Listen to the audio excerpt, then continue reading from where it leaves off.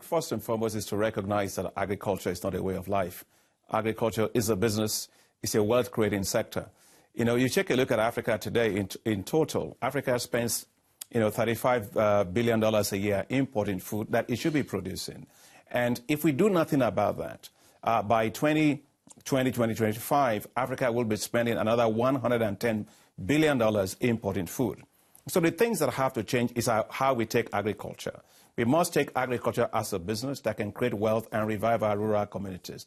The second thing that has to change is that for all the things that Africa produces, I see Sir Jeff over there producing maize, but also whether it is rice, whether it's cassava, whether it's coffee, whether it's cocoa, whether it's tea, whatever it is, or cotton, Africa has to absolutely add value to everything. It makes no sense today that Africa accounts for 75% of the global production of cocoa, but Africa gets only 2%. 2% of a $100 billion market for chocolates. So the price of cocoa will fall, like it has just fallen. Again, Cote d'Ivoire is losing $1 billion as a result of that.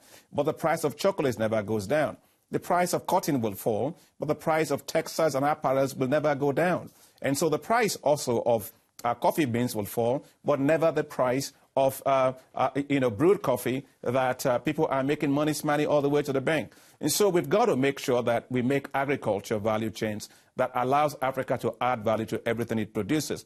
And that's why within the African Development Bank, we've taken this very seriously, that we're going to invest $24 billion of our own money into agriculture over the next 10 years so that Africa can be totally food self-sufficient. And secondly, Africa can participate in global value chains. For the things that it produces, it should add value. It should be making a lot of money. Agriculture is not a way of life. Agriculture is a wealth sector, and it must be treated exactly like that. Dr. Akinwumi Adesina, President of the African Development Bank, thank you very much for joining us here on DW.